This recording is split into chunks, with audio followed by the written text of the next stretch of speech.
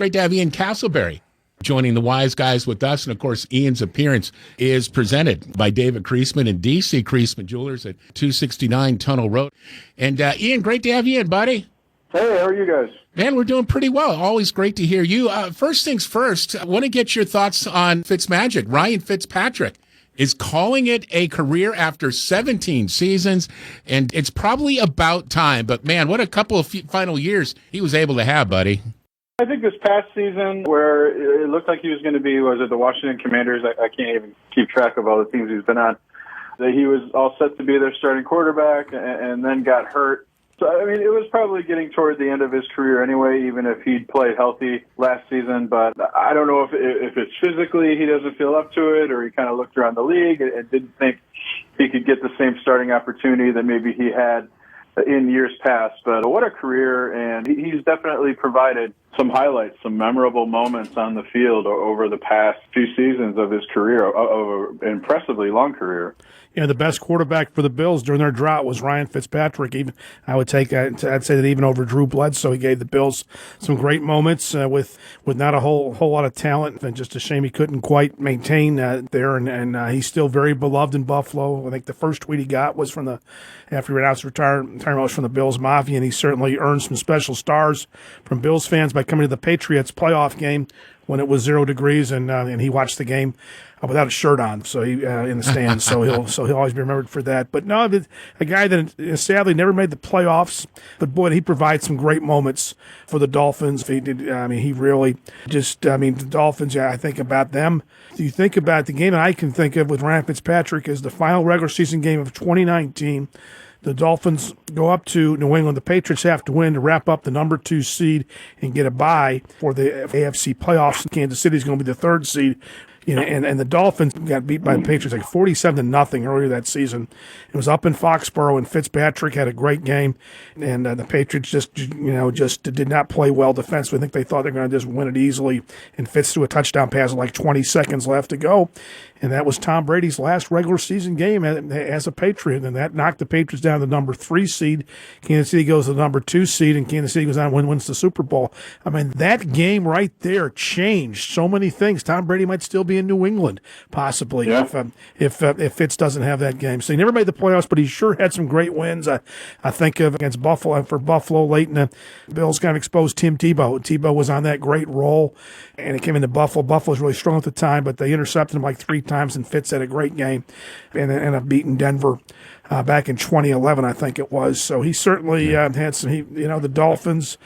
He did a great job with them in 2020. He about got the Dolphins in the playoffs and such. And I think people felt like the Dolphins fans in 2020 that if they had stuck with Ryan Fitzpatrick, they might have made the playoffs in 2020 instead of going with 2 in the middle of the season. So, but a colorful character, a Harvard grad. He's always wore his wedding ring out there, and hopefully he'll get in broadcasting or something. But not a Hall of Fame career, but still a great career nevertheless. Absolutely. And Ian, it's great to have you with us. And we're going to get in some more NFL. I just wanted to throw that out there because that news just came down really before the show came on. But I got to continue with a quick baseball note, because when this went down, I'm thinking, oh crap, we're off on Monday.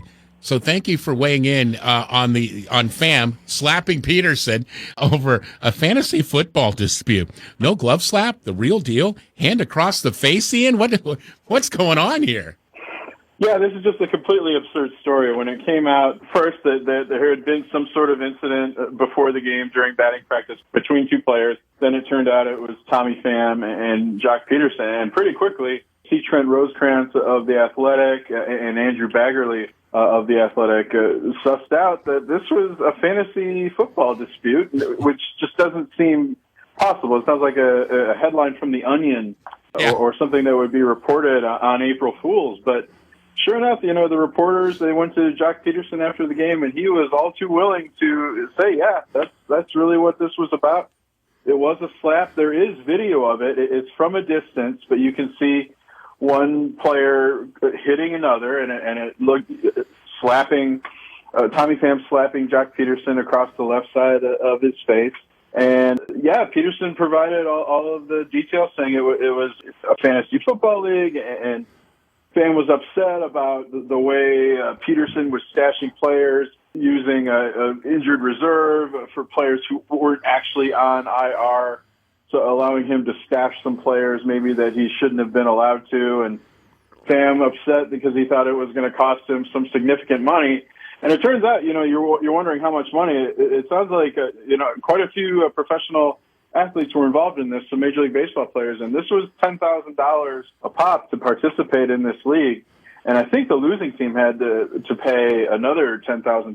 So you can see maybe why Tommy Pham, even though he makes millions of dollars as a major leaguer, might be a little bit upset about losing this. But I think what also came out is that Tommy Pham takes himself extremely seriously. Mm-hmm. This is reminiscent, not just because of the slap, but of the Will Smith, Chris Rock situation. Someone who just takes himself so seriously that anything that's a little bit of a tease or a joke, he takes as this personal affront. Joc Pederson showed that he, in this group chat that they had for this fantasy football league, that he was making fun of the Padres, who Pham played for last season. And as many listeners will know, the Padres were favored to contend in the National League, possibly win the National League West over the Dodgers, but finished under 500 in third place. And Pederson included this GIF file that showed the Giants and the Dodgers and the Padres being inept. And Tommy Pham apparently took offense to that, not just the money, but this perceived slight. If you Google Tommy Pham, you can see that he is probably not the most rational human being that's certainly in Major League Baseball and maybe in general. And what's even more coming out about this is that Mike Trout is the commissioner of the league. Yeah. And there are people that are unhappy with Mike Trout being the commissioner of the league. And, when Trout's being interviewed in New York, not about the Angels losing 5 in a row, and for a while the Angels were one of the surprises in the American League. No, about will he continue his role as commissioner of this fantasy football league. So, it's the onion's alive and well sometimes. Well, and Pham did say, and he was joking when he said this, is like, this is Mike Trout could have put an end to this, but he didn't. I'm like, oh my God. I mean, they're just taking this too seriously. This is why I don't do gambling. This is why I don't do fantasy football, baseball, whatever. It's just not my speed. I don't need that kind of stress. And thank you to adult men for proving me right on this one. Good Lord. But Ian, what else came out of this? To boot is Pham added that, hey, I'm a big roller at the casinos. It's like, dude, you might want to keep your mouth shut on that one. And I know gambling is legal now, and certainly the pro sports are inviting it in like a long-lost friend. But does that comment still grab the interest of Major League Baseball, Ian? Maybe, but I mean, if we're talking about him going to play blackjack or craps or even at the slot machines, I don't think that's something that really concerns Major League Baseball. I mean, maybe they'll look into it. They're certainly investigating this because of Pham slapping Pederson over a fantasy football dispute. But I don't know. Is gambling at a casino the same thing as betting on sports? Some people might say there isn't. Some people might say it's all under the gambling umbrella. I'm sure Major League Baseball is taking a look at this as part of their investigation. But by and large, Pham going to casinos to spend his money and to be a so-called high roller, which again goes to Pham taking himself utterly too seriously, seems to fall into the category of what he does on his personal time and, what he chooses to do with his money rather than whether it affects his play on the field. My only concern would be, if you're a high roller and you get yourself in a position where you might be able to be compromised, you never know. Or perhaps I've been watching too much, FBI and other shows like that. Yes and no, but I mean, I don't know. Is that different from like sinking millions of dollars into some friend's record studio or a restaurant? I mean, yes, the gambling and going to casinos and spending your money that way, I realize there's an unseemly element to that. But I mean, it seems like players could be compromised financially for a variety of reasons beyond gambling. I don't think that's going to happen, but man, you just never know, especially if he's the high roller that he claims he is. All right. Thank you for giving us a few moments on that, Ian, because now we can go to the NFL. I've been wanting to hit you up on that topic for the last few days. All right. So as Ian Castleberry joins the Wise Guys presented by David Creasman and DC Creasman Jewelers, it is our NFL Gold Nuggets feature. And Ian, it looks like the Panthers are not the only team looking at perhaps signing Cam Newton. Yeah, the Seattle Seahawks reportedly are showing some interest in signing Cam Newton. Now, they already have Geno Smith, Andrew Luck, who they acquired in the Russell Wilson trade. Coaches in the front office, they seem like the Seahawks are committed to Geno Smith. Are they really? Maybe they just think he's better than Drew Lock. So I think that there is an interest. Maybe Pete Carroll is intrigued by somebody who has the skills that Cam Newton does. I don't know if he would be the starting quarterback there, or if it would just be a situation where maybe they have a package of plays, especially around the goal line, involving Cam Newton. Maybe he'd be seen as a change of pace. So I guess this is good for Cam Newton to have more teams possibly interested in his services. But up until this point, it sounded like the Seahawks were fine with Geno Smith and Drew Lock as quarterback. Well, I think about when Cam Newton was with New England. Remember his best game was the second game of the season. He had that great game against Seattle, and the Seahawks ended up winning. They had a goal line stand, but Cam had a great game against them, and kind of made people think that hey, the old Cam is back, and then he was doing pretty well until he got COVID and had to be out for a while and came back, and then he was just awful at the end of the season. But I just remember just thinking, Pete Carroll, maybe he can find lightning in a bottle there. Please. Maybe you can, like I said, I think Ian makes a great point. Maybe you can use him on goal line situations or something. And very interesting that anybody's having interest in old Cam right now. I know. Please, Seattle, take him so we can stop talking about Cam coming back to Carolina. I mean, I don't know what it's going to take before the Panthers personnel go, you know what? Probably not going to be much of a help to us at this point, but they're still there. All right, Ian, speaking of, we'll stick with the Panthers. What's up with David Tepper? All right, he stopped construction on this Panthers practice facility in Rock Hill. The project was well underway, and now his real estate company, which was, I guess, part of that, the funding for that practice facility, just filed for bankruptcy. He's worth $11 billion. How does this happen? And he fired his first-year head coach of Charlotte FC. That's his other team. By the way, that coach went 5-8-1. That's a respectable open for an expansion franchise, I would think. And Ian, these recent actions by Tepper is really starting to make me a little bit nervous here. I mean, what's going to be next? I don't want to have the team in Charlotte anymore because I'm not getting my way. What do you make of all this? I suppose that's a possibility if he decides he doesn't like the stadium situation in Charlotte. But from what I understand, the practice facility thing in Rock Hill had to do with him wanting public funding and not getting it. And you could say David Tepper is the richest owner in the NFL.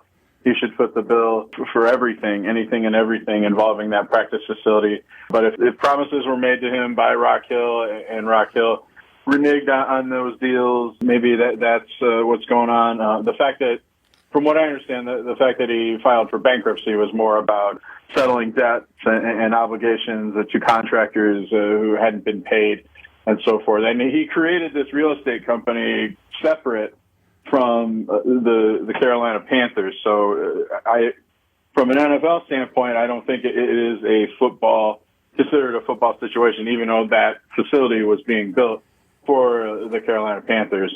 The thing with Charlotte FC, I mean, most of the reports I've read said it was also a clash of personalities and philosophies between the coach and the director of the team. So was this a situation where the coach just didn't get along with the front office? Did the coach have expectations that were laid out to him? Did he expect the team, David Tepper, to buy more talent or to pay for more talent and didn't do that? Did he not realize some of the difficulties that there would be in running an expansion team? Were the rules in constructing a roster different from what he was used to in Brazil, for instance, and then now going to the MLS? I don't know. To make a comparison, David Tepper's been patient with Matt Rule, maybe more patient than Panthers fans would really like. So I don't know if you can compare those situations to this point.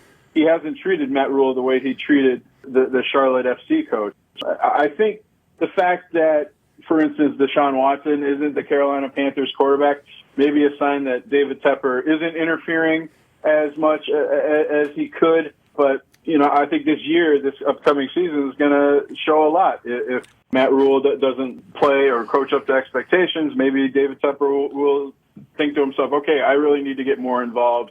I need to take over. I need to undercut my football people coming from the world of finance and hedge funds, I mean, I imagine in amassing his fortune, David Tepper is very much used to getting his way and using money and his power to get things, to attain positions that maybe he wouldn't be able to otherwise. Can you do that in the NFL? There's 29 other owners, 31 other owners that would have an issue with that. So I guess there is some concern, but to this point, I don't think David Tepper has acted the way with the Panthers that he has acted with Charlotte FC and with Rock Hill. Man, I'm just wearing thin with him, Mike. I just feel like he's making these decisions, and when things don't go his way, honestly, it seems to me like he's running into Daniel Snyder, Jerry Jones territory, where he wants to be a big part of what the personnel and all of the football decisions, and he really needs to just sit back, give him his money, and just let the professionals handle this. But this is just getting frustrating for me. He's making no friends in Rock Hill for sure. Well, as someone who's not part of the Rock Hill Chamber of Commerce, I can know how he feels, why he even want to be in Rock Hill to begin with anyway. But is that a Winthrop slap? Yeah, it is. Okay. Yes, it is. Just But checking. Anyway, well, Pat, but he's the owner, and he can do what he wants. And I like to think there's a method to the madness. I think soccer is such a different culture than pro football, and if the coach wasn't getting along with the director of soccer or whatever like that, and those Brazilians can be pretty stubborn and everything. So, I wouldn't worry too much about. He has the money; he's willing to spend it. If what Ian says is true, if Rock Hill said, "Hey," if a Tepper said, "Hey, we'll build it, but we need some help with local money," yep, sure, no problem. Then that's bad on Rock Hill's part. They were blindsided by this decision, by the way. Well, so, I mean, how can you be blindsided if you knew if that was in there? Like, yeah, Right. we're going to help you with this, and Right. maybe they said, "Hey, Yeah. we can," and he said, "Sorry, I don't know." They did not see this coming, Right. as from reports. Right, but, exactly. So, but anyway, he's the owner, so he can. Buffalo, the people don't like the Pigulas, but what he, and with the hockey team, didn't like him with the Bills until things have turned around here a little bit. But what are you going to do? Yeah, it's just he's the owner. He's a billionaire, and as Ian put, he's probably used to getting his way. Do you think? Yeah, for sure. All right, Ian. So we'll transition to this interesting story. I can't believe we're bringing Washington D.C. into this, but Ian White, as a Congressional Oversight Committee, reached out to Commissioner Goodell and Washington owner Dan Snyder, and should they be concerned? They should be concerned. The reason that they are being called before this Oversight Committee is that there has been this investigation into workplace misconduct, sexual misconduct in the Washington Commanders organization. And to this point, the NFL and Daniel Snyder, the Commanders, have not been forthcoming. They have taken many steps to impede any investigation, either not cooperating with investigators, possibly intimidating people not to cooperate with investigators, signing former or current employees to non-disclosure agreements so they don't have to talk to investigators. So this congressional committee apparently is tired of constantly running into a wall when it comes to Daniel Snyder and Roger Goodell, so are calling them to appear before this oversight committee and presumably get some answers. All right. Well, we'll see where this one goes. My guess is nothing's really going to come out of this, but interesting that they're rolling that way. Ian, also, too, as Ian Castleberry joins the Wise Guys on the D.C. Creasman Jewelers Wise Lines, former Cowboys running back Marion Barber III found dead in his apartment yesterday. And as of yesterday, the cause of death was not reported. I'm still not seeing anything yet. Are you, Ian? No, nothing as far as a cause of death. All I have seen is the reports that a welfare check was requested, called for to check in on Marion Barber. Apparently there was a leak from his apartment, which is one reason why there was a call. I mean, you could try to speculate, did he leave the sink running or a bathtub running or something like that, and that's what caused the water to leak. Maybe some episode or some fatality had happened before then, but there have been no indications as to whether that or not there was any sort of foul play or what may have been involved. Barber has had some issues with mental health and run-ins with the police in recent years, but to try and connect dots between that and what happened here, I think would be probably irresponsible. So as of yet, no, we have no idea why Marion Barber passed away, but he was 38 years old, and at one point quite successful. But as we've seen with many ex-football players, unfortunately, the constant impact and head trauma has some deleterious effects on players, and maybe that's what's happened here with Marion Barber. He was well loved by his teammates and other players around the league, and so this was pretty shocking. So we'll see where this one plays out. Condolences to his family, especially his friends. Marion Barber dead at the age of 38. Kind of sad. We've had 3 players die, in the past 2 weeks. The quarterback was it Haskins who got hit by which the reports came out that he was legally drunk, which was that this was crushing. Should not have been, obviously. That explains, because people are like, why was he walking across the interstate? And who? And then there was one more, right? Right. I forgive me for not knowing, Ian. It was a cornerback for the Vikings. Oh, yes. He just signed with the Cardinals. I'm sorry, I can't remember his name either. He was just 25 years old. Auto accident. Car wreck. So, oh, my goodness. This goes to show you, you never know. Tomorrow is promised to no one. Yeah, absolutely. Ian, before we let you go, Mike, ears up on this one. Ian Castleberry, presented by David Creasman and DC Creasman Jewelers. So Tom Brady always wins. What's going on here? All right, so Brady and Aaron Rodgers defeated upstarts Josh Allen and Patrick Mahomes in the match in Las Vegas. It was a 12-hole event. And, all right, Ian, so this was interesting. Of course, Mike's going to weigh in on this one. Lots of barbs thrown at each other, including Brady saying, man, he hit the ball a little bit chunky, or Josh Allen-y, as he put it. You don't think that jab hit close to home for Bills fans, do you?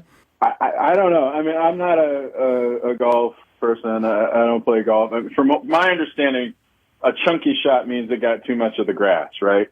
So how does that translate into a swipe at Josh Allen? Was that a shot at Josh Allen's skills, or maybe he doesn't complete shots? I don't know if that has anything to do with his game or the Bills' performance.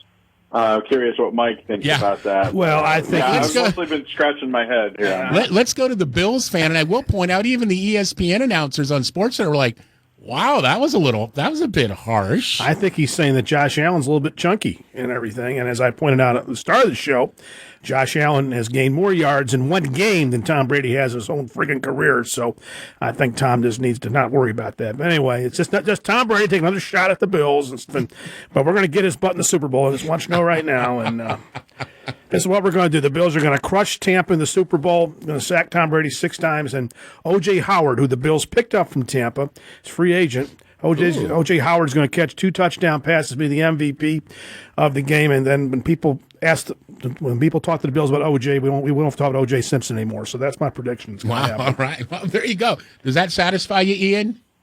Yeah, sure. I'm shrugging my shoulders here. I thought it was curious that this match last night involved no actual golfers, which it has in the past. But I understand that Phil Mickelson, for instance, is persona non grata, so he wouldn't be participating in the event. But sure, yeah, maybe it was just Tom Brady kind of giving notice to Josh Allen that the road to a Super Bowl maybe goes through Tampa Bay. I mean, to be fair, golfers when they're out in the course like that, they're always talking crap to one another. I mean, that's kind of what they do.